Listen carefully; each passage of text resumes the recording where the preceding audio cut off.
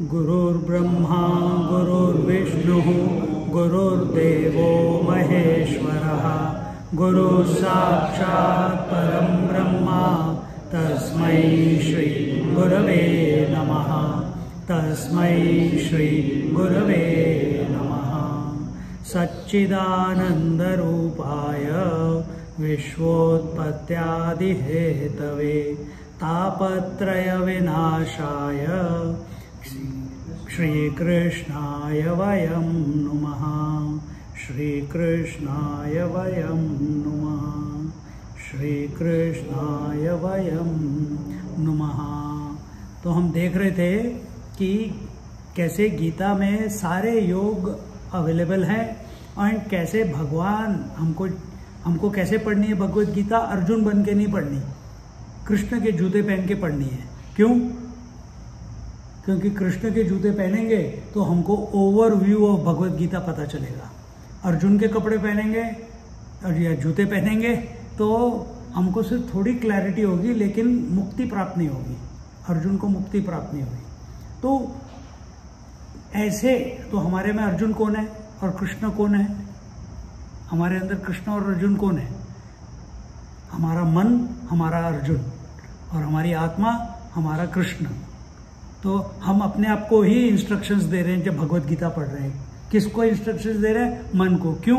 तो वो विचलित है, it is disturbed, it is confused, it is having doubts. So every satsang is a communication between you and your mind, not with people. When you are communicating with your mind, other people get benefited. If you are genuine, if you are addressing the questions and doubts, if there are any appearing in your mind. So, as we said in the previous class, Arjun was broken down. He asked for the highest knowledge, and in Bhagavad Gita, the first thing that is given is Jnana Yoga. After that comes Karma Yoga, after that comes Dhyana Yoga, after that comes Bhakti Yoga, again little bit of Jnana Yoga, and eventually the synopsis of all the chapters in the 18th chapter. And Jnana Yoga, we are seeing how Atma is indestructible. आत्मा कभी मरती नहीं। फिर क्या मरता है? बताओ क्या मरता है? जिन्होंने पिछला लेक्चर सुना, क्या मरता है? कुछ नहीं मरता, क्योंकि ये शरीर भी पंच तत्वों से बना है और जब ये शरीर डिस्ट्रॉय हो जाता है तो ये पंच तत्व वापस पंच तत्वों में मिल जाते हैं। आत्मा आत्मा रहती है। और अगर आप अपने आप को जीव समझते हैं, ये हमने कंक्लूड किया था कि अगर आप अपने आप को जीव समझते हैं, जीव भी नहीं मरता, क्योंकि जीव तो अभी पहले था, इसलिए अपने प्रारब्ध उसको ये शरीर मिला है। जब ये शरीर चला जाएगा तो फिर वो कंटिन्यू करेगा तो अगले शरीर में, तो जीव भी नहीं मरा, आत्मा कभी मरती नहीं। और हमने ये भी डिफरेंस बताया था कि जीव और आत्मा में डिफरेंस क्या है। क्या है difference? Consciousness plus memory is equal to जीव। Mind without memory is equal to consciousness, that is आत्मा। अब ये भी पकड़ लोगे, you know what to do in life, absolute clarity कि मन को खाली करना है। क्यों? आपका अनुभव है कि जब आप रात को सोते हो, सोते समय आपका मन पूरा खाली होता है और आप पूरे रिजुवनेट होके सुबह उठते हो। क्या हम वही परिस्थिति जीते जागते जागृत अवस्था में डुप्लीकेट कर सकते हैं कि हम अपना पूरा जीवन जिए पर मन हमारा खाली रहे? क्या हम कर सकते हैं? That's a knack that you have to develop, that you have to develop. और वो कैसे डेवलप होगा? अगर आप मन के बारे में सोचेंगे तो कभी डेवलप नहीं होगा। अगर सृष्टि के बारे में सोचेंगे तो कभी डेवलप नहीं होगा। अगर आप पास्ट और फ्यूचर के बारे में सोचेंगे तो कभी डेवलप नहीं होगा। अगर आप जीवन और मृत्यु के बारे में सोचेंगे तो कभी डेवलप नहीं होगा। अगर सुख दुख के बारे में सोचेंगे तो कभी डेवलप नहीं होगा। कब डेवलप होगा वो नैक? जब आप आत्मचिंतन करेंगे, तब वो अपने आप नैक आ जाता है। या भगवान में एक होने की इच्छा रखते हैं और जप करते हैं, तो जप करते करते करते जैसे जैसे आगे बढ़ेंगे, जब भक्ति योग बताएंगे तब आपको उसका बताएंगे। तो यहाँ पे ज्ञान योग में क्या है? डिस्क्रिमिनेशन, विवेक। विवेक किसका होता है? सत और असत का, constant and changing. So keep discriminating कि क्या कांस्टेंट है मेरे में और क्या चेंजिंग है। मन इज चेंजिंग। आत्मा जो जानता है कि मन में विचार आ रहे हैं और जा रहे हैं, वो तो हमेशा ही है। तो इस तरीके से ये वर्स नंबर 11, श्लोक नंबर 11 से श्लोक नंबर 30 तक, second chapter of Bhagavad Gita, भगवान अर्जुन को सबसे श्रेष्ठ ज्ञान, निश्रेयस्यात् निश्चितम ब्रूहि तन्मे शिष्यस्तेहम शाधि माम त्वाम प्रपन्नम। निश्चितम और निश्रेयस, ये भी एक पॉइंट बता देते हैं कि जीवन में अच्छा काम होता है, बुरा काम होता है, और एक होता है सर्वश्रेष्ठ।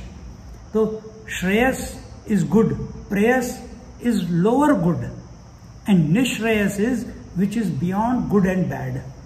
समझ रहे क्या बोल रहे हैं? It is transcendental to good and bad. तो अर्जुन ने पूछा था निश्रेयस, तो कृष्ण भगवान ने उसको निश्रेयस बता दिया। तो उसी थीम में आगे बढ़ते हुए, अथ चैनम नित्य जातम नित्यम वा मन्यसे मृतम तथापि त्वं महाबाहो नैवं शोचितुमर्हसि। ओ अर्जुन, महाबाहो, स्ट्रॉन्ग आर्म्ड वन, यहाँ पे कृष्ण भगवान बोल रहे हैं कि अर्जुन, अगर तुम ये सोचते हो कि ये जो जीव है, ये जो सोल है, वो भी आ रहा है और जा रहा है, इस जीवन में आया, पिछले जन्म में था, अब उसको नया जन्म मिला है और उसको अगला जन्म मिलेगा, फिर भी अगर ऐसे आप सोचते हो अर्जुन, फिर भी वो मरता है कभी नहीं, क्योंकि वो कंटिन्यूअस है। और इसलिए तुमको किसी के मरने पे या अपनी मृत्यु का भास होने पे कभी दुख नहीं करना चाहिए। आदमी उसी में फंस जाता है। अभी भी किसी ने मेरे को बताया कि स्वामी जी, हमको श्राद्ध करना है, हमको ये करना चाहिए। श्राद्ध बिल्कुल करना चाहिए। श्राद्ध किस लिए करना चाहिए? किस लिए करते हैं श्राद्ध? आत्मा कभी मरती ही नहीं, तो फिर तो गड़बड़ हो गई ना, कंक्लूजन ही रॉन्ग है। तो आत्मा तो कभी मरती नहीं, तो श्राद्ध किसके लिए करना चाहिए और किस लिए करना चाहिए? अगर हमने भगवद गीता के ये कुछ श्लोक 11 से 30 तक पढ़े हैं, तो आपको पता चलेगा मृत्यु करके कोई चीज ही नहीं है। और अगर है, सृष्टि को लेते हैं तो मृत्यु इज द कांस्टेंट प्रिंसिपल। हर क्षण मृत्यु पर प्रस्तुत हो रही है। तो श्राद्ध किस लिए किया जाता है? To thank the ancestors for giving us this human body. क्यों we are thanking? It's not very correct, you heard correctly, क्योंकि only through human body we can achieve liberation. मोक्ष सिर्फ ह्यूमन बॉडी से। जो कहते हैं कि पशु पक्षी को मिल जाते हैं, नहीं मिलते उनको मोक्ष, सिर्फ ह्यूमन बॉडी। अगर उनको मोक्ष मिला है, वो प्रभु की कृपा से मिला है, प्रभु की कृपा से। पर अगर हम ऐसे सोचे तो वो it will not conclude to anything. तो दूसरी बात, हम किस लिए हम श्राद्ध करते हैं कि भाई हमारे माता पिता, हमारे एंसेस्टर्स, उन्होंने फ्रीडम फाइटिंग किया, उन्होंने एक और चेयर ले आओ, अरे हो,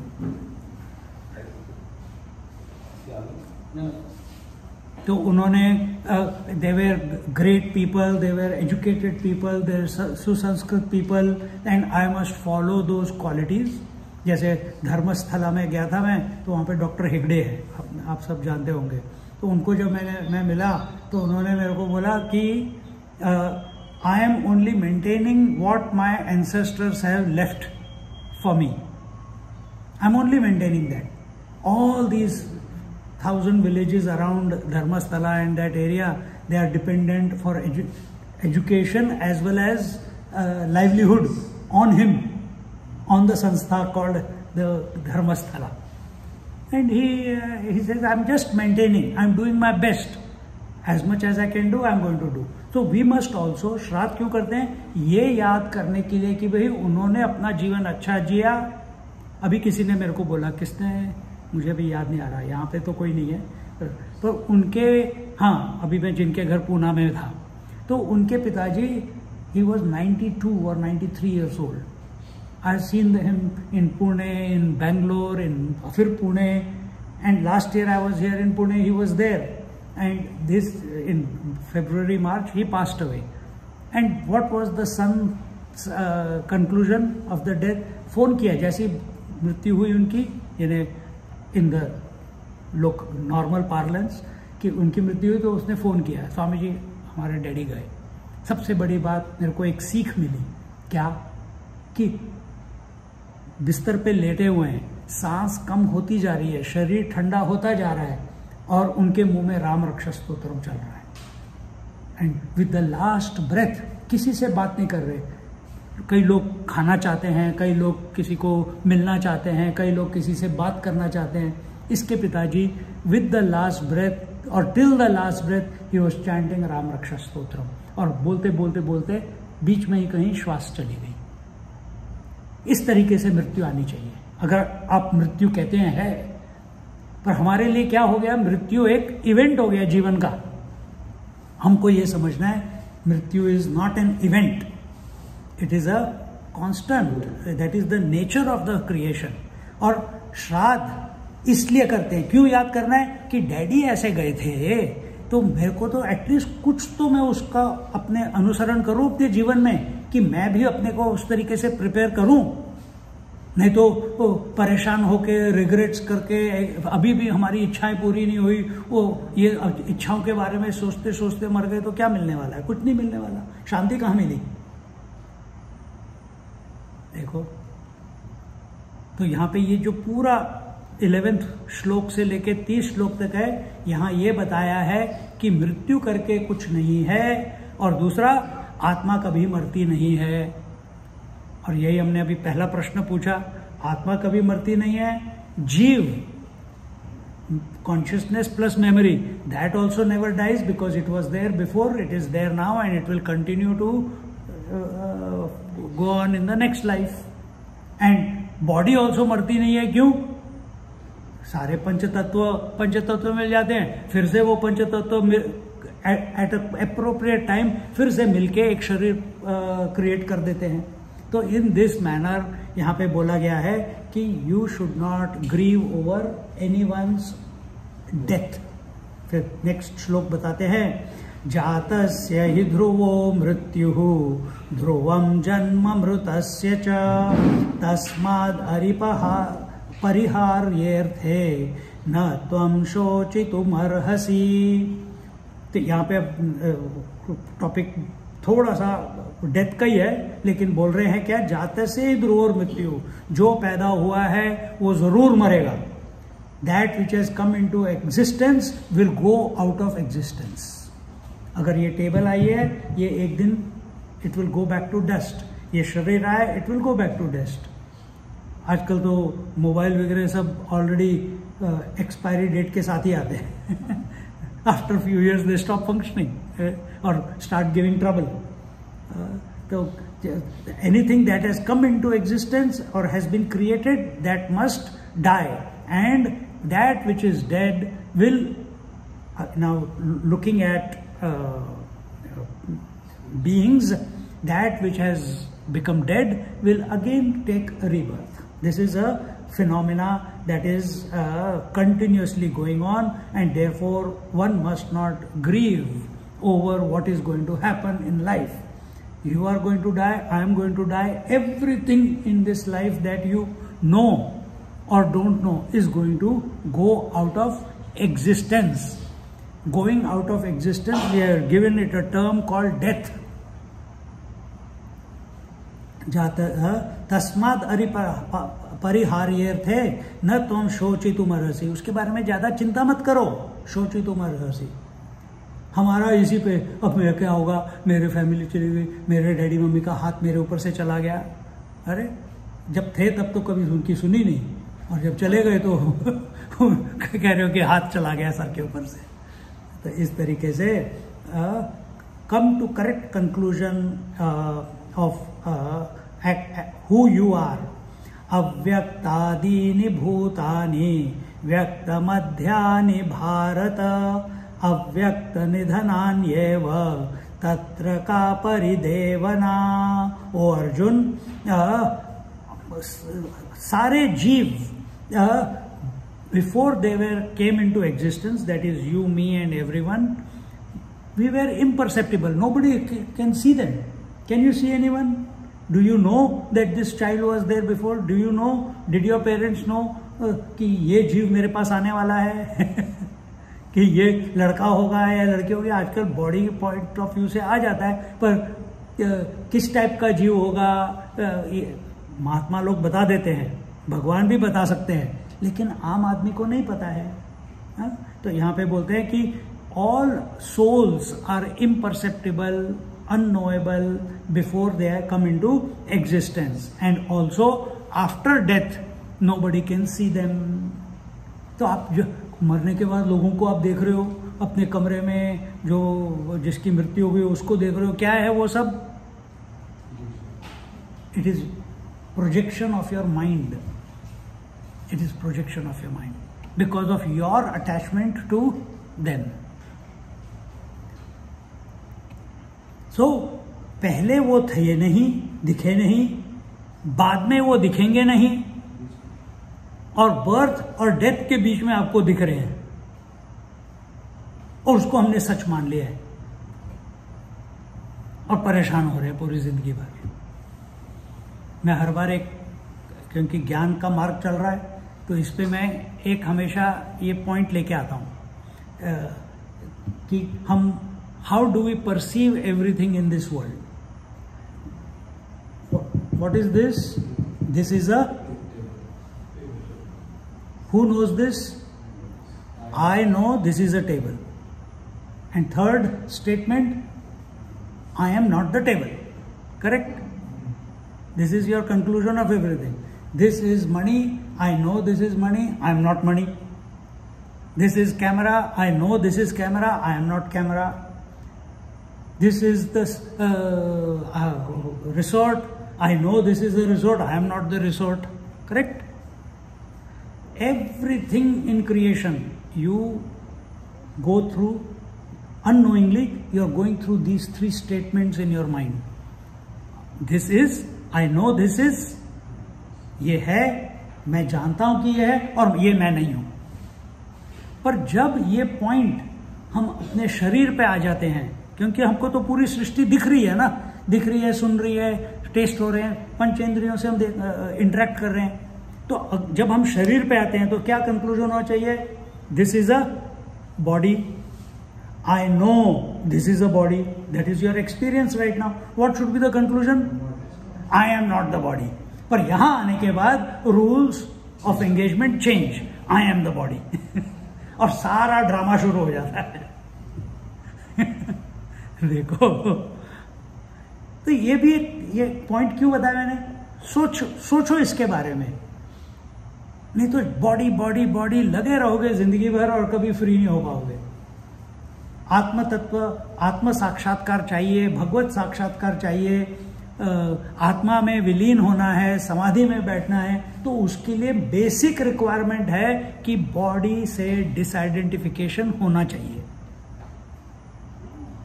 जैसे रात को सोते समय हो जाता है, जैसे रात को सोते समय हो जाता है. आपको पता है सोते समय कि आप बॉडी हो, मेल हो, फीमेल हो, रिच हो, पुअर हो, सन्यासी हो, गृहस्थ हो, कुछ नहीं पता, मन खाली है ना. उस तरीके से मन होना चाहिए, तब जाके समाधि लगती है, तब जाके बोध होता है. तो इस तरह से यहां पे बोलते हैं कि why do you cry, why do you lament? क्योंकि किसी भी परिस्थिति में मृत्यु करके कोई चीज नहीं है. सिर्फ बीच में जो देख लिया, बर्थ के पहले तुमको पता नहीं था, बर्थ के बाद तुमको क्या होने वाला है पता नहीं अपने बारे में. बस बर्थ और डेथ के बीच का जो पीरियड है 50, 60, 70, 80 साल का, उसको तुम लेके 30 बार खा बने हुए हो. और अभी जब यंग थे तो 30 मार्क का थे, अब बुढ़े हो गए तो ये दर्द हो रहा है, वो दर्द हो रहा है, पता नहीं क्या होगा। डॉक्टर ने गलती है, उसने मेरे को कुछ गलत ऑपरेशन किया। फार्मर्स की गलती है, वो फार्मर्स सारे केमिकल्स यूज कर रहे हैं। रिस्पॉन्सिबिलिटी नहीं लेनी, लोगों को ब्लेम करना है। क्यों? क्योंकि मेरे को ये शरीर चाहिए, मेरे को मरना नहीं है। कोई भी मरना नहीं चाहता, पर ये पढ़ लेंगे तो पता चलेगा तुम कभी मर ही नहीं सकते। और बॉडी का तो धर्म है कि जो आया है वो जाएगा जरूर, तो चिंता बंद। तो इस तरीके से सोचते हुए आगे बढ़ते हैं। आश्चर्यवत् पश्यति कश्चिदेनम् आश्चर्यवद् वदति तथैव चान्यः आश्चर्यवत् चैनमन्यः शृणोति श्रुत्वाप्येनं वेद न चैव कश्चित्। यहाँ पे आश्चर्य एक दो बार बोला है। आश्चर्य आश्चर्य किसके बारे में? आश्चर्य वंडरमेंट अबाउट दिस आत्मा, वंडरमेंट अबाउट दिस सोल। तो यहाँ लिखा है आश्चर्यवत् पश्यति कश्चिदेनम् आश्चर्यवत् वदति तथैव चान्यः। One perceive the soul as a wonder. देखो, वंडर है भी और उसका अनुभव भी नहीं है। जैसे मैं आपको अनुभव कर रहा हूं, वैसे मैं अपने आत्मा को अनुभव नहीं कर सकता। तो मन के लिए आश्चर्य किसके लिए है? आत्मा के लिए आश्चर्य नहीं है। किसके लिए आश्चर्य है? मन के लिए। जैसे आप कल के लेक्चर में, आज के सुबह के लेक्चर में हमने बताया, आंखें अपने आप को देख नहीं सकती, पर बाकी पूरी सृष्टि को वो देख रही है, इल्यूमिनेट कर रही है। तो आश्चर्यवत कि मैं अपने आप को देख नहीं सकता कि विजन क्या है, लेकिन विजन सब कुछ देख रही है। उसी तरह से मन ये वर्कआउट कर चुका है कि पीछे कोई है जिसकी वजह से मैं भी फंक्शन कर रहा हूं, लेकिन वो कौन है जिसकी वजह से मेरा मन फंक्शन कर रहा है, वो पता नहीं कर सकता। इसीलिए आश्चर्यवत् पश्यति कश्चिदेनम्। और इस तरीके से कुछ लोग बोलते हैं कि it is a paradox. Some people talk paradox मतलब इट्स बियॉन्ड कॉन्ट्रडिक्शन और बिटवीन द कॉन्ट्रडिक्शन, है भी और नहीं भी, क्योंकि विचार तो वहां पहुंच नहीं सकता। देखिए, वेदांत जब हम बोलते हैं तो वेदांत एक लोग नॉर्मली ले लेते हैं, वेदांत इज फिलॉसफी। पर वेदांत का मतलब क्या है? वेद अंत। वेद मतलब क्या? सारे स्तोत्र या ऋचाएं या जो कंपोजिशंस ऋचाएं किस चीज की बनी है? शब्दों की। शब्द किसके बने हैं? अक्षर के। अक्षर किस टाइप के होते हैं? Vowels and consonants. कॉन्सोनेंट्स कहां से आए? क्योंकि consonant is gross, vowel is subtler. तो कॉन्सोनेंट कहां से आए? जब वॉवेल्स एक दूसरे को रगड़ते हैं, घर्षण होता है। जैसे बादलों का घर्षण होता है तो बिजली और आवाज आती है, तो वैसे जब वॉवेल्स घर्षण करते हैं तो उसमें से सब निकल रहा है। कहां से? यहां से लेके यहां तक। और फिर वॉवेल्स कहां से आए? कहां से आए वॉवेल्स? ओम से। इसलिए हर ऋचा अपने वेदों में या तो ओम से शुरू होती है या अथ से शुरू होती है। ओम गम गणपतये नमः, ओम नमः शिवाय, ओम सहस्रशीर्षः पुरुषः, ओम गणानां त्वा गणपतिगं हवामहे, ओम भद्रं कर्णेभिः शृणुयाम देवाः। हर चीज ओम से शुरू होती है, क्योंकि that is the source. That is the source. तो Vedanta means where all communication ends. And what is the communication is gross by speech. Communication is at the level of thoughts also, which are वृत्ति। वृत्ति भी conclude हो जानी चाहिए, फिर वेदांत शुरू होता है। तो हमारे शास्त्रों में बताते हैं या हमारे आचार्य बताते हैं कि वेदांत मतलब तुम्हारी आत्मा, जिसको मन कभी ग्रहण नहीं कर सकता, कभी भी उसका अनुभव नहीं कर सकता। उसके बारे में सोच सकता है। कैसे सोच सकता है? जैसे शास्त्र सिखा रहे हैं सोचने के लिए। पर उसका कंक्लूजन क्या है? A conclusion less conclusion. And in this way कुछ लोग उसके बारे में आश्चर्यवत रहते हैं, कुछ लोग उसको जब सुनते हैं इस आत्मा के बारे में तो आश्चर्यवत, क्या लिखा था यहाँ पे? आश्चर्यवत चैनम अन्य शृणोति, सुनते हैं, आश्चर्य वंडरमेंट में सुनते हैं। और कई लोग श्रुत्वाप्येनम वेदन चैव कश्चित, और कुछ लोग सुनने के बाद भी उसको जान नहीं पाते। सुनने के बाद भी अगर ऑब्जेक्टिवली सुना है, अभी भी आप सुन रहे हैं, ऑब्जेक्टिवली सुन रहे हैं, यू आर असेसिंग कि मैं क्या जानता हूं और स्वामी जी क्या बोल रहे हैं, and you are assessing in your mind.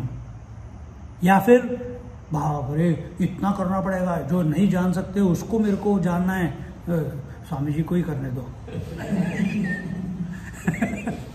ऐसे मन में कुछ भी विचार आ सकता है, इमीडिएटली वी कैंसिल इट।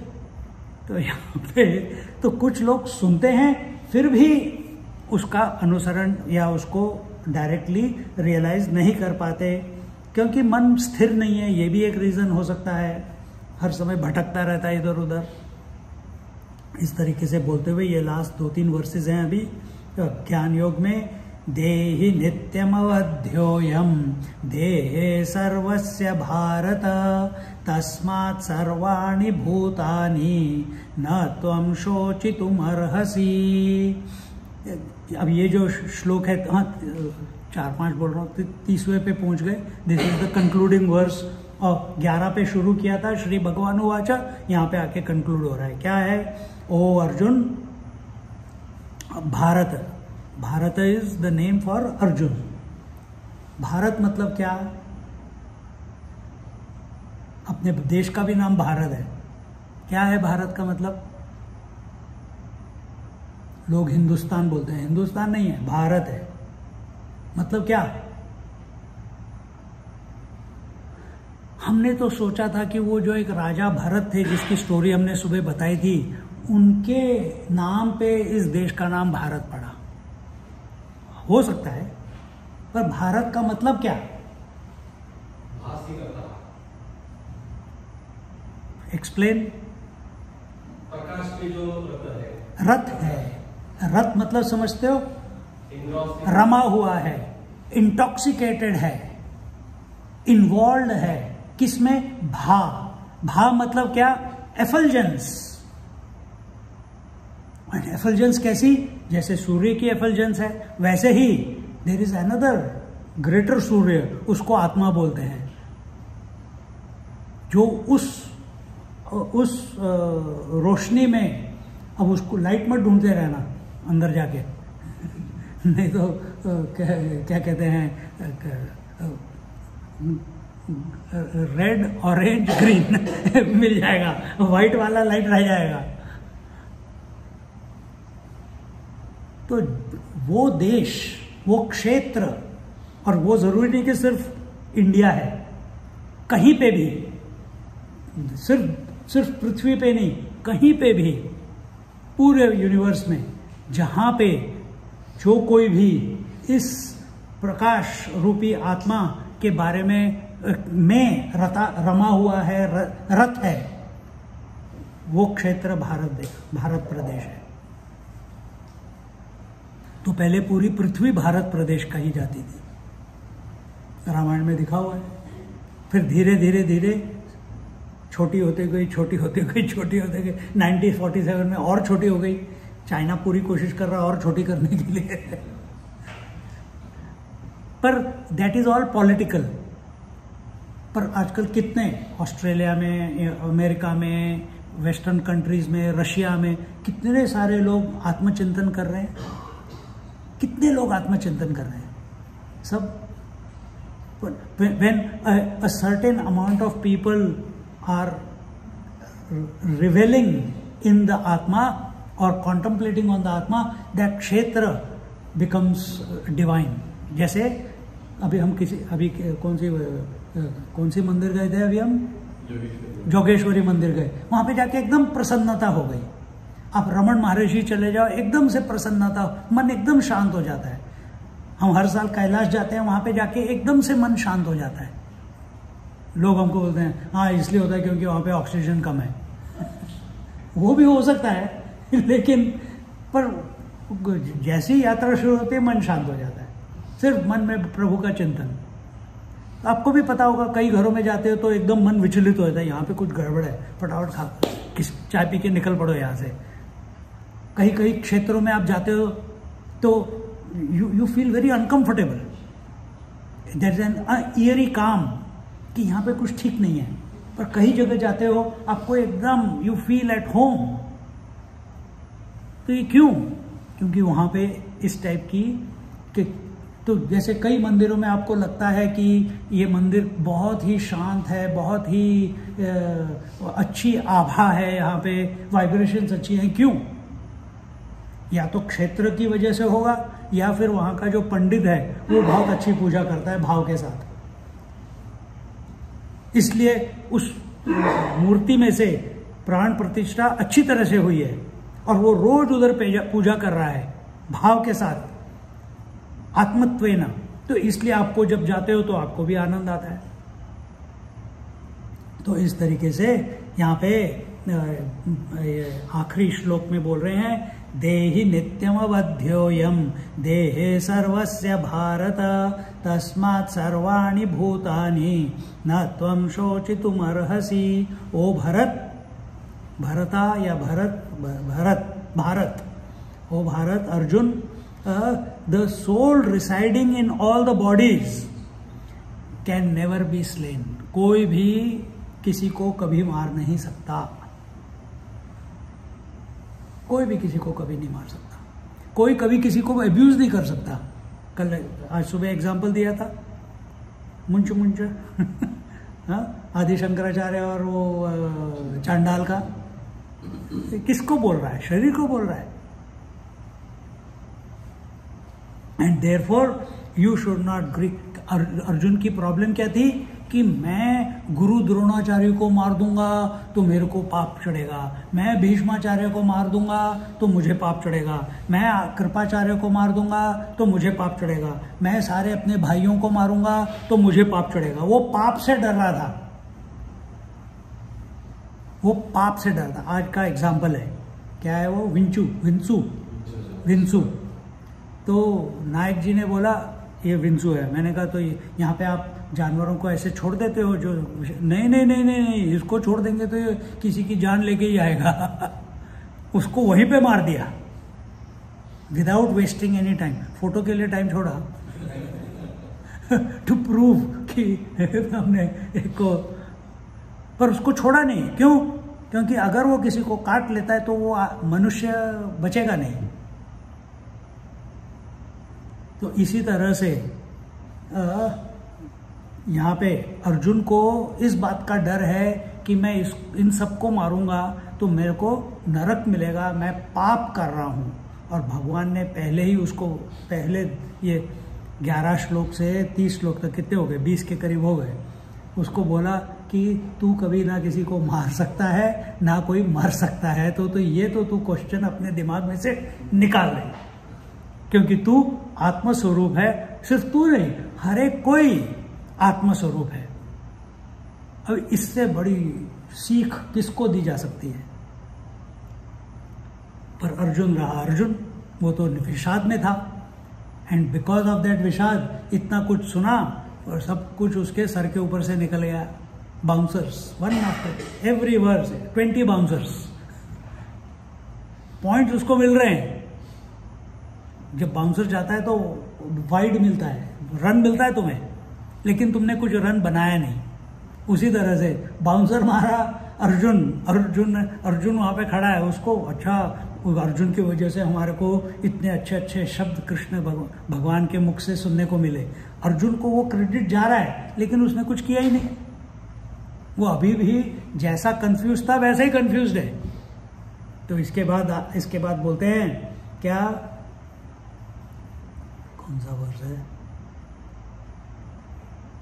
कहाँ गया? हाँ, स्वधर्ममपि चावेक्ष्य न विकम्पितुमर्हसि धर्म्याधियुद्धात् श्रेयोन्यत क्षत्रियस्य न विद्यते। भगवान उसको उसके क्षत्रिय होने का याद दिलाते हैं। यहाँ बोलते हैं कि तुम्हारा कर्तव्य क्या है उसके बारे में सोचो। Look at your own duty well, don't look at what others are doing, you look at your own duty कि तुम्हारा कर्तव्य क्या है। और यहाँ पे बोलते हैं यू शुड, एंड अपना कर्तव्य करने के लिए you should not falter, you should not have any doubt. हमारा क्या होता है, वो मेडिटेशन कर रहा है, चलो मैं भी मेडिटेशन कर लेता हूँ। अच्छा तू जा रहा है क्या निसर्ग योग के लिए, अच्छा चल मैं भी चलता हूँ।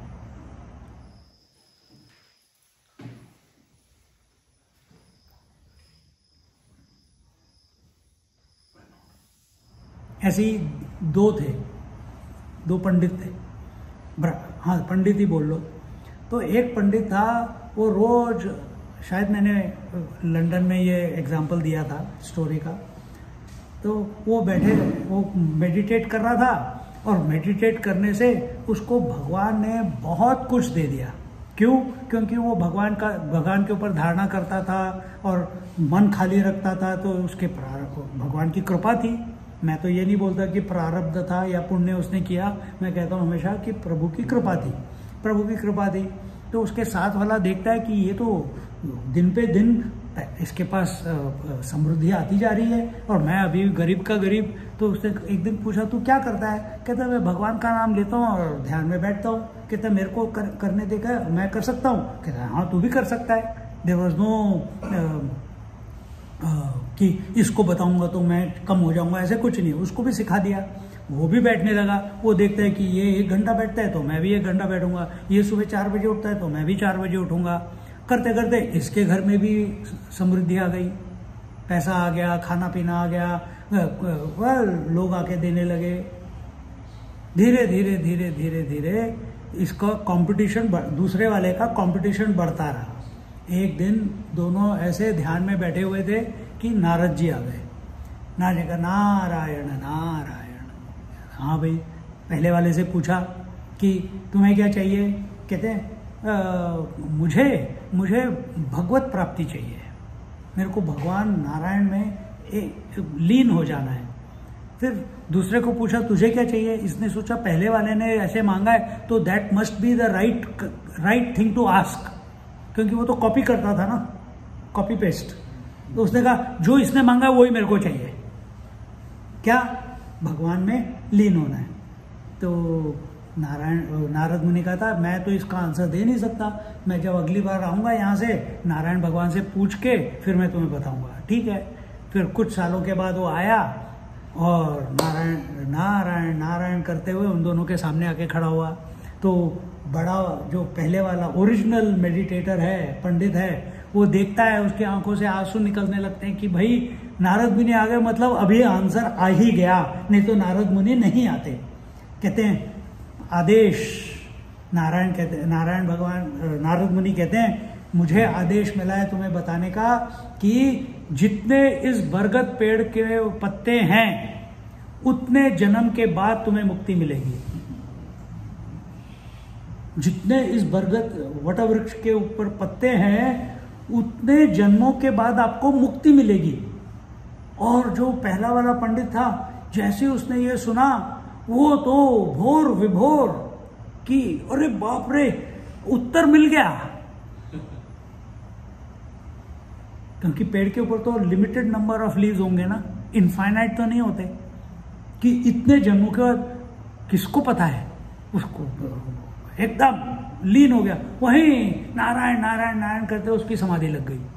और जो दूसरा जो कॉपी पेस्ट करता था, तो पहले वाले को देख के उसने कहा है तेरी की ये जीवन भी मैंने वेस्ट कर दिया, अभी आगे इतने सारे जीवन मेरे को वेस्ट करना पड़ेगा, फिर इतना ध्यान करना पड़ेगा, फिर इतना भगवान का नाम लेना पड़ेगा, तो मैं जीऊंगा कब। उठ के चला जाता है, उठ के चला जाता है।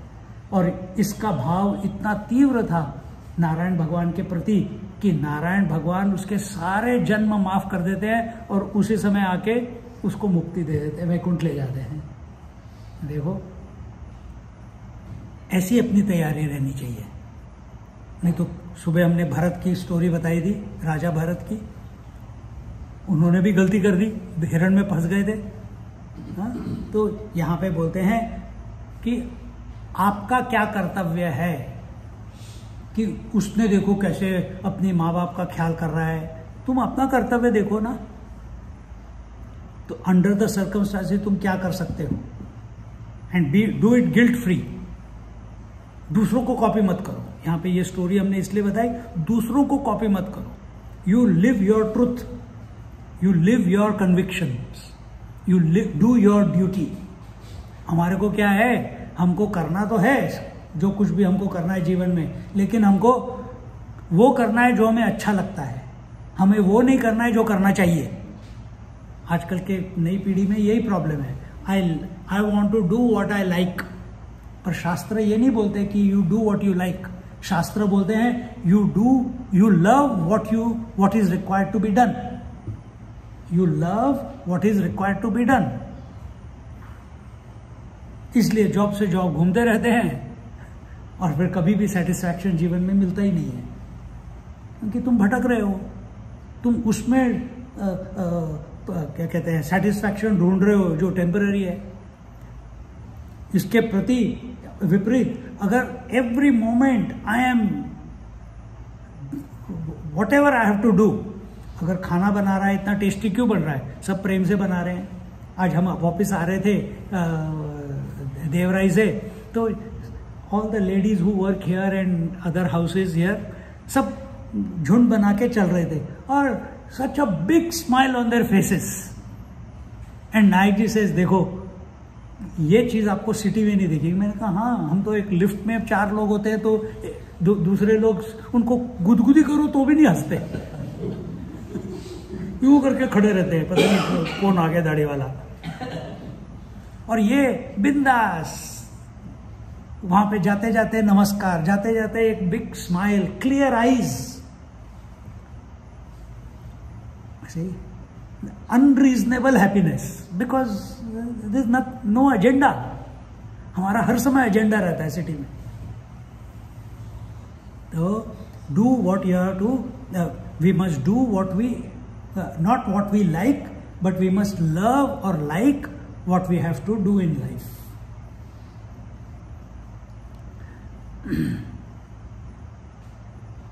एंड देयरफॉर यहाँ पे बोलते हैं धर्म्याधि युद्धात् श्रेयोन्यत क्षत्रियस्य न विद्यते।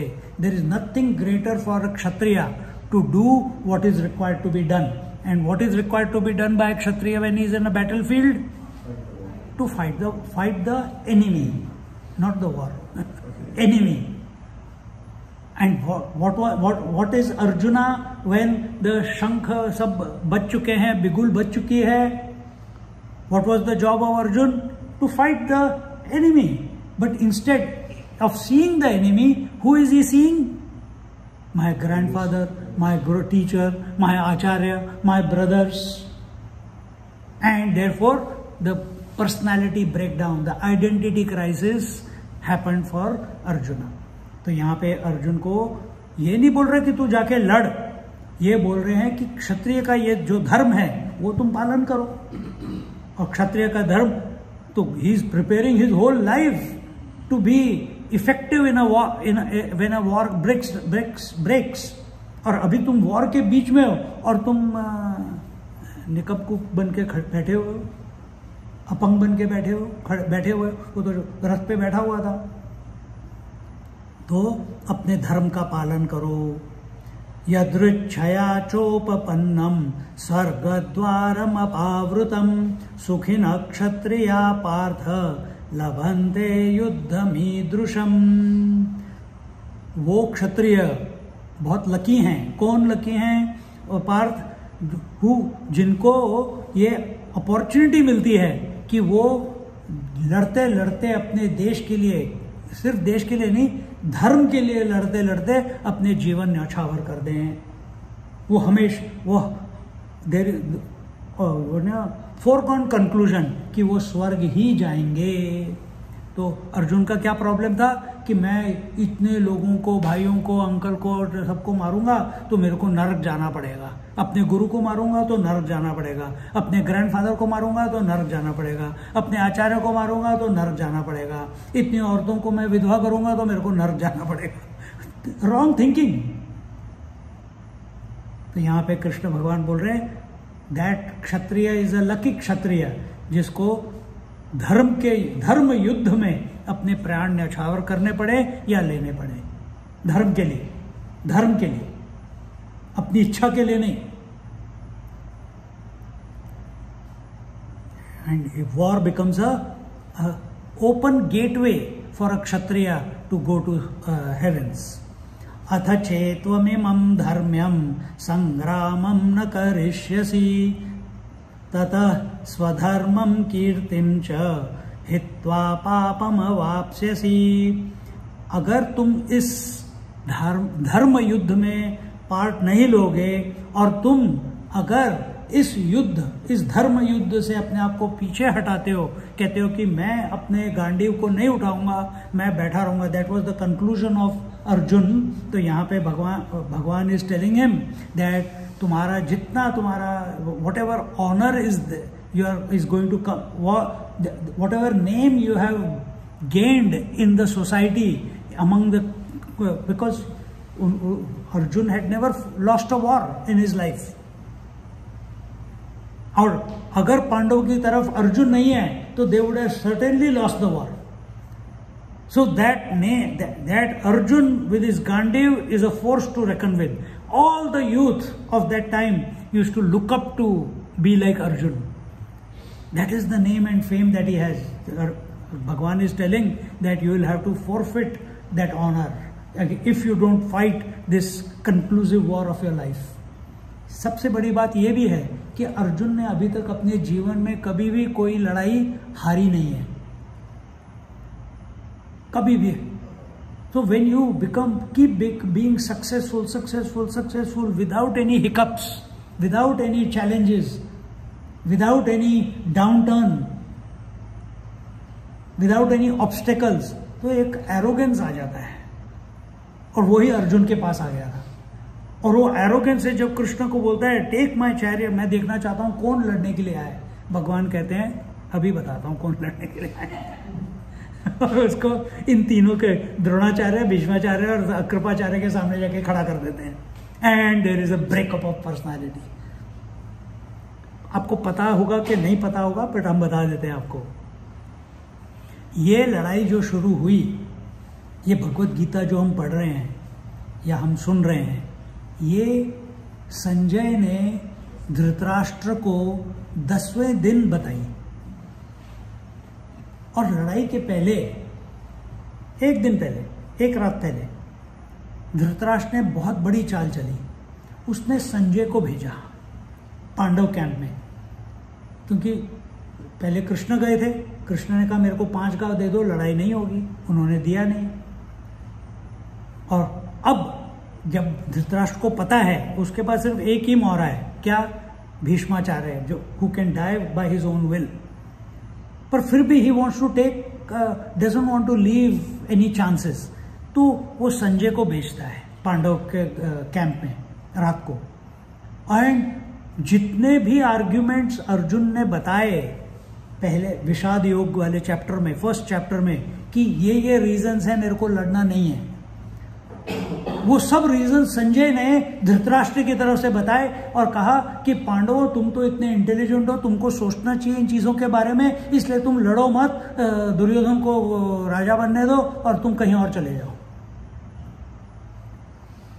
अब Yudhishthir has worked out all the options, तो he has got no doubt. और किसने उसको गाइड किया है? कृष्ण ने। Bhim, he has got no doubts. Why? उसने तो कसम खाई है, मैं दुशासन का दिल निकाल के खून पीऊंगा और दुर्योधन की जांग तोड़ूंगा।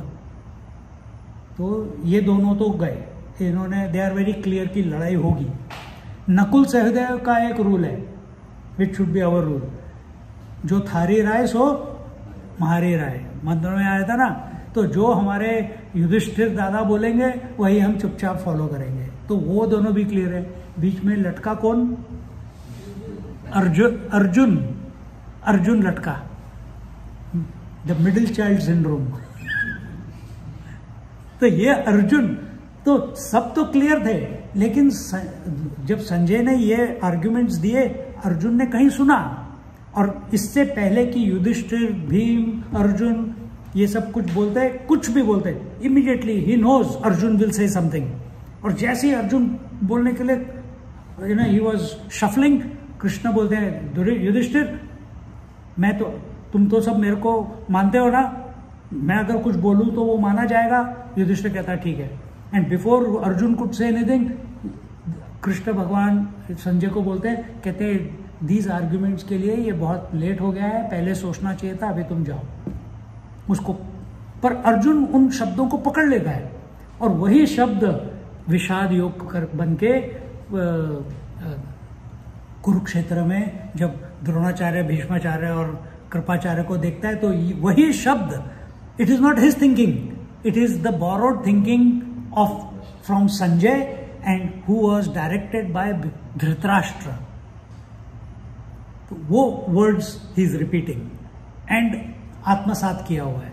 तो यहाँ पे भगवान उसको बोल रहे हैं कि अगर तुम ये धर्म युद्ध नहीं करोगे, then abandoning your duty, you will all your name and fame will be gone and you will incur sin if you don't fight war. उसका क्या आर्ग्यूमेंट था, अगर मैं लड़ता हूं और मैं मारता हूं तो मेरे को नरक होगा, मैं पाप कर रहा हूं। भगवान बिल्कुल उसका उल्टा बोल रहे हैं कि तू अगर नहीं लड़ेगा जो धर्म के लिए जरूरी है, तो तू पाप कर रहा है।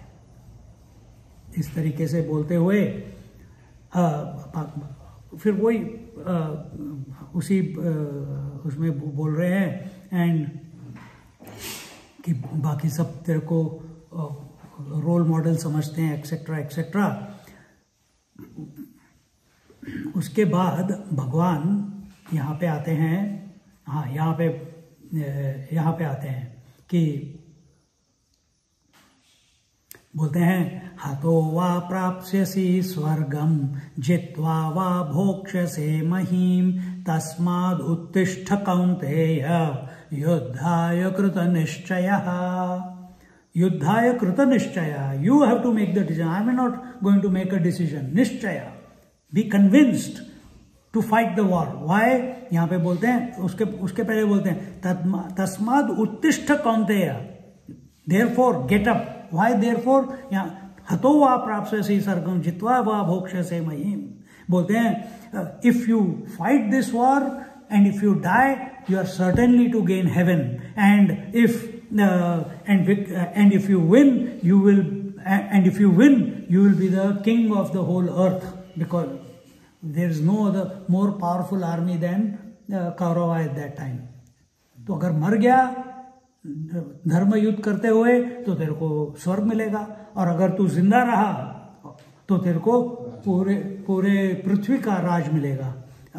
एंड देयरफॉर तस्माद उत्तिष्ठ कौन्तेय, ओ कुंती पुत्र अर्जुन, उठो, उत्तिष्ठ जागृत।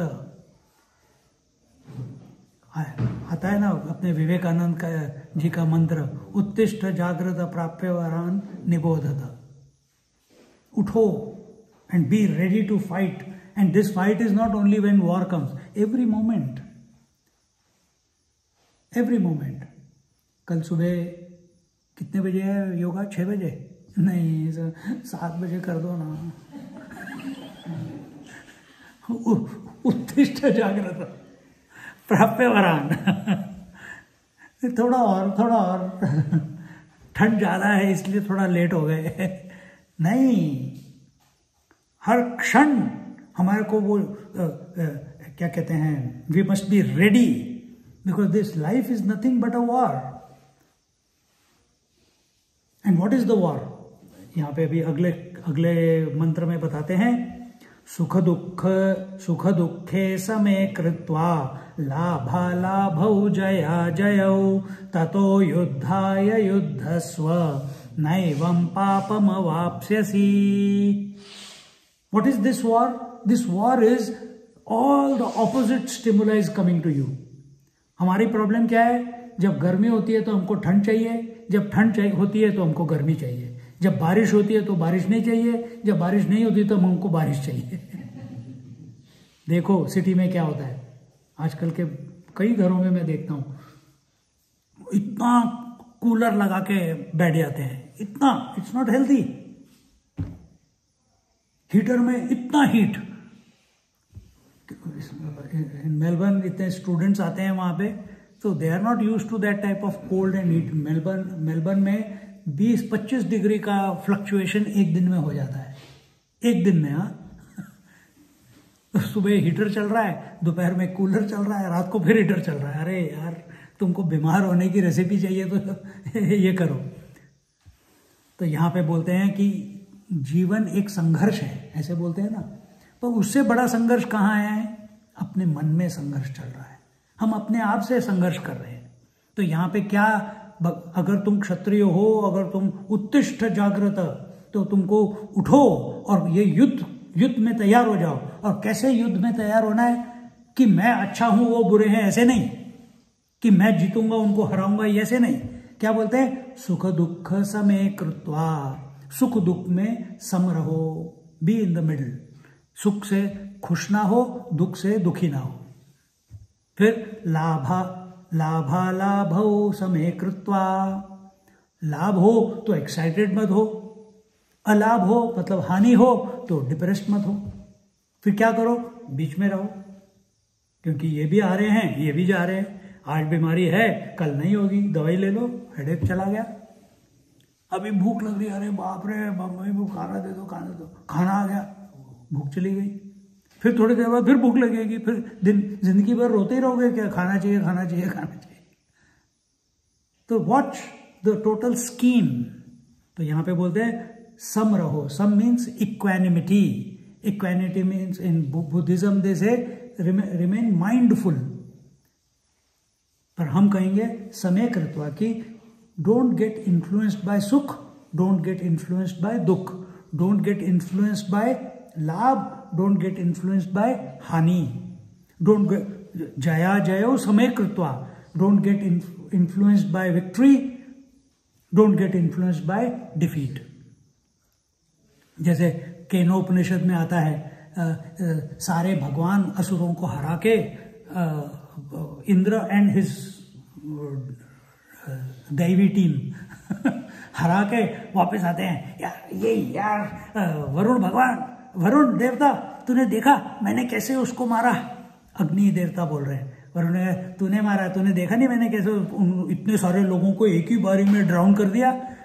कहता है तूने तो सिर्फ ड्राउन किया, वो फिर वापस ऊपर आ गए थे, मैंने तो जला के खत्म कर दिया। इतने में वायु देवता आते हैं, कहते हैं तुम दोनों तो सिर्फ पृथ्वी की बात कर रहे हो, तुमने देखा नहीं मैंने कैसे उनको आकाश में उड़ा के वो उधर दूर तक फेंक दिया। जब तक वो आए इसलिए तुम उन बाकियों से लड़ पाए, नहीं तो तुम कहाँ लड़ पाते? सब अपने एक दूसरे की बखान कर रहे थे। इंद्र भगवान बैठे अपने, वो तो अपनी शची के पास चले गए थे। तो ये सब they are singing their own praises. भाई जय की बात कर रहा हूं, विक्ट्री की। इतने में एक आकाशवाणी आती है और आकाशवाणी बोलती है तुम इतना बखान कर रहे हो अपनी विक्ट्री का, जरा मेरे को ये एक तिनका नहीं, ब्लेड ऑफ ग्रास, इस हरे भरे घास के पत्ते को जरा मार के दिखाओ, डिस्ट्रॉय करके दिखाओ।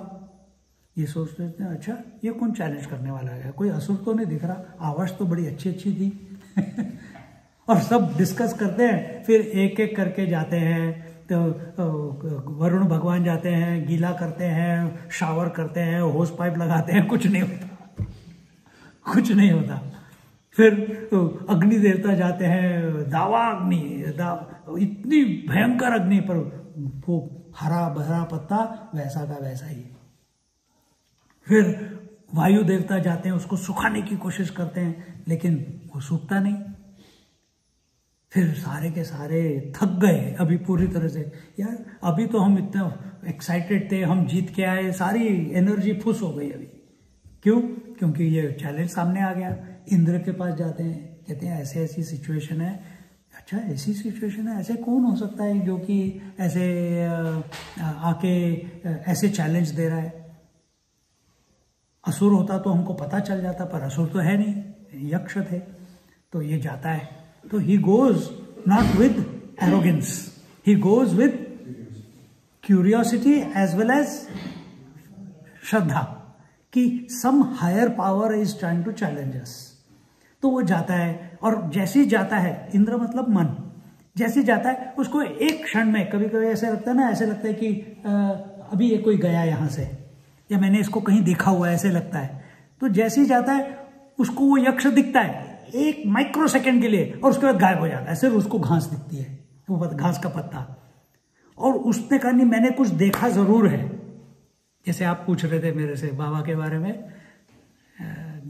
तो मैंने देखा है, मेरे को पक्का देखा है मैंने, मेरे को उन्होंने दिखाया है अपने आप को, पर क्या है वो मैं अभी तक वर्कआउट नहीं कर पा रहा, उसका शेप क्या है, उसका आकार क्या है, उसकी क्वालिटीज क्या है, मेरे को समझ नहीं, पर मैंने देखा जरूर है।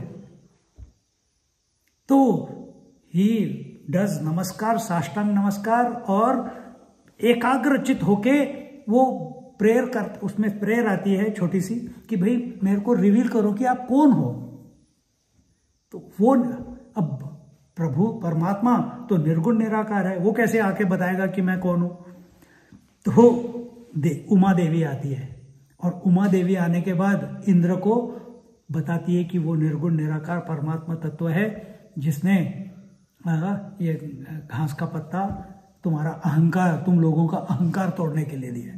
उसी तरह से कृष्ण ने अर्जुन का अहंकार तोड़ने के लिए उसको गुरु द्रोणाचार्य, भीष्माचार्य और कृपाचार्य के सामने खड़ा किया था। क्या अहंकार था? कि मैं सर्वश्रेष्ठ हूं, मैंने कभी कोई युद्ध हारा नहीं है, इसलिए ओ कृष्ण मेरे सारथी, मेरे रथ को मेरे को देखना है, लेके चलो आगे, देखता हूं कौन लड़ने आया है मेरे को। जैसे कि उसको पता नहीं कौन लड़ने आया है। ततो युद्धाय युज्यस्व नैवम पापम वाप्स्यसि। तो यहाँ पे कहते हैं कि ततो युद्धाय युज्यस्व, सो engage yourself in the battle without worrying about sukha dukha, lav hani, victory, defeat, and in this way when you fight, in this way yujyasva, engage. In this way when you engage, there will be no sin incurred. If this is the message for Arjun, your message is also, the message for us is, you engage with life in such a way that without whether if I like this, then only I am going to do it. नहीं, जो करना है वो करना है। आज वो जो नायक जी यहाँ नहीं है, पर तुमको पता है वो जो 75-year-old जो काम कर रहा था साइड में, मैं थोड़ा सा ही, मैं वो सुबह सुबह वॉकिंग कर रहा था तो बात हो गई उससे। कहता है जो काम करना है अच्छी तरह से करना है, कुछ आधा नहीं करना है। सीख दे गया, उतनी 2-3 शब्दों में उसने सीख दे दी मेरे को कि जो करना है 100% करना है, जे करायचंय ते करायचंयच, त्याच्यामध्ये शॉर्टकट नाही, असं म्हणत होता। वो कुछ लकड़ी वकड़ी उठा रहा था, कहता है मैं यहां फेंक सकता हूं, नहीं कहता नहीं मैं वहीं पे फेंकूंगा जब फिर पानी उसको ले जाएगा, यहाँ पे प्रॉपर्टी में कहीं पड़ना नहीं। कितना टाइम लगेगा, थोड़ा सा उठा के लेके जाना है। कहता है मैं उठा सकता हूं तो क्यों नहीं करूं, जो ठीक है वो मेरे को करना चाहिए। वैसे ही हमारे को भी जीवन में जो ठीक है, जो सही है, जो धर्मयुक्त है वही करना चाहिए। और धर्मयुक्त क्या है तुम नहीं डिसाइड करोगे। धर्मयुक्त क्या है या तो शास्त्र डिसाइड करेंगे, या अगर हमारा मन एकदम शांत हो गया है, प्रभु में लीन है, मतलब एकाग्र है, तो उस मन में जो भी विचार आएगा वो धर्मयुक्त ही होगा। इस तरीके से अपने आप को प्रिपेयर करो। अब ये युद्ध जो हो रहा है ये तो अधर्म वाला युद्ध तो नहीं है, धर्म युद्ध है, क्योंकि उसका संचालक कौन है या अंपायर कौन है, और कृष्ण भगवान। तो यहाँ पे ऐसे तो इसकी ऐसे रहने से हमारे को पाप नहीं लगेगा। इस ऐसे सब बोल के इसके बाद भगवान उसको, हाँ यहाँ पे ये एषा ते विहिता सांख्ये बुद्धिर्योगे त्विमां शृणु बुद्ध्या युक्तो यया पार्थ कर्म बंधम प्रहास्यसि।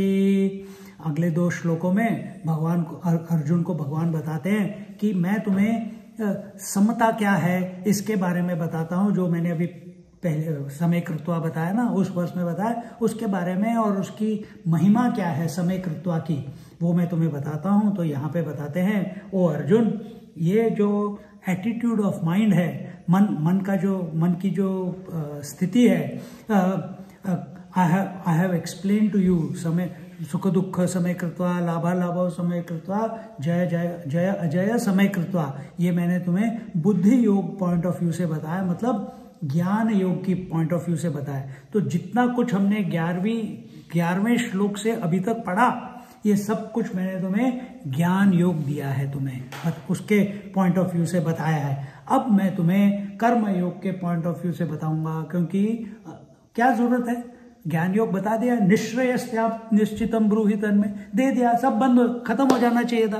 पर अर्जुन वहां बैठा हुआ था, उसको बोला उत्तिष्ठ, वो अभी भी बैठा हुआ है उत्तिष्ठ, अभी भी वो गांडीव हाथ में लेने को तैयार नहीं है।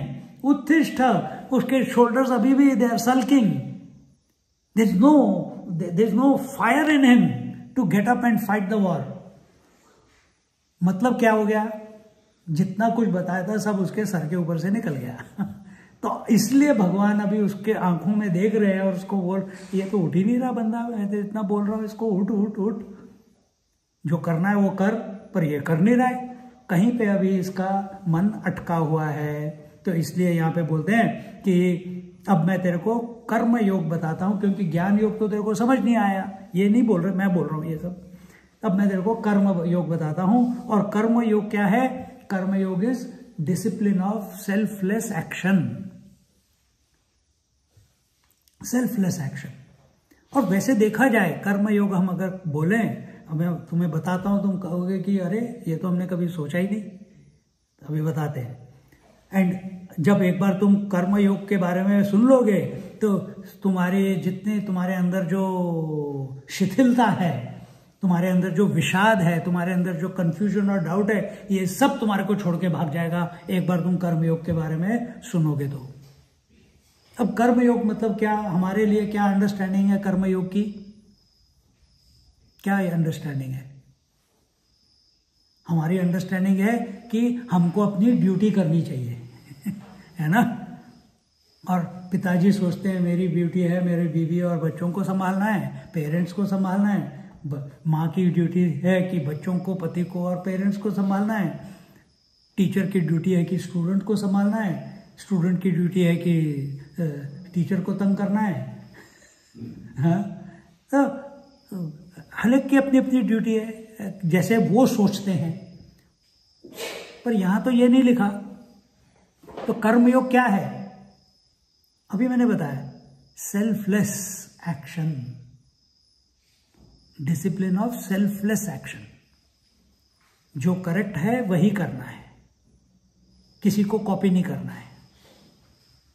अच्छी चीज है तो कर भी सकते हो, जो तुम्हारे लिए अच्छा है। अगर तुम बोलोगे अरे ये तो इतना इमली खाता है कि कहने की हद नहीं, वो कहता मेरे को कुछ नहीं होता, और मैं कहूँ अच्छा तेरे को कुछ नहीं होता, चल मैं भी तेरे साथ खाता हूँ, और मैं इमली खा लूँ तो मेरे तो सारे जॉइंट्स दर्द होने शुरू हो जाएंगे। तो ये तो सेल्फलेस एक्शन नहीं होगा। हाँ, तो ये क्या है selfless action?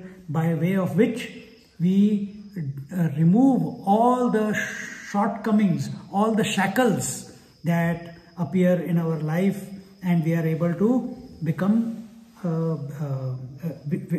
ready to live life every moment with what is required to be done.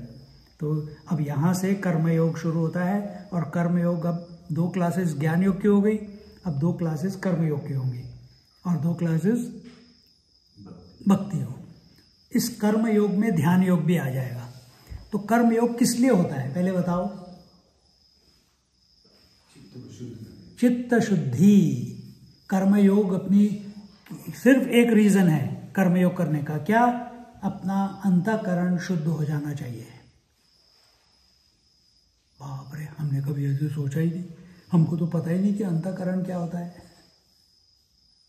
किसी को पता है? जिनको पता है मत बोलना, बाकी के बताओ। अंतःकरण क्या होता है? कोई एक बोलो, सिर्फ एक शब्द बोलना। मन। दूसरा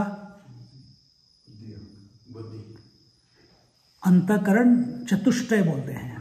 तो मन, बुद्धि, चित्त, अहंकार, ये चार मिला के अंतःकरण चतुष्टय। ये इंडिविजुअल लेवल पे। टोटल लेवल पे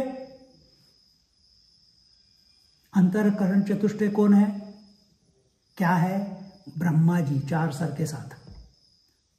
वही चार सर यहां पे जीव में मन, बुद्धि, चित्त, अहंकार के रूप में प्रस्तुत हो रहे हैं।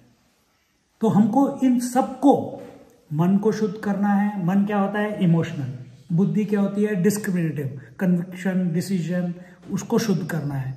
चित्त मतलब मेमोरीज, उसको शुद्ध करना है। और इन सबको ओन कौन करता है? अहंकार। उस बदमाश को भी उसको डिसॉल्व करना है। उसको शुद्ध नहीं कर सकते, उसको डिसॉल्व करना है। और उसको डिसॉल्व कैसे करते हैं? उसकी ये अहंकार है, ये उंगली अहंकार होती है ना, तो इसका खाना ये है सारा, मन, बुद्धि, चित्त। चार है ना ये, तो ये अहंकार है, मन, बुद्धि, चित्त। तो इसकी डाइट ये तीनों है।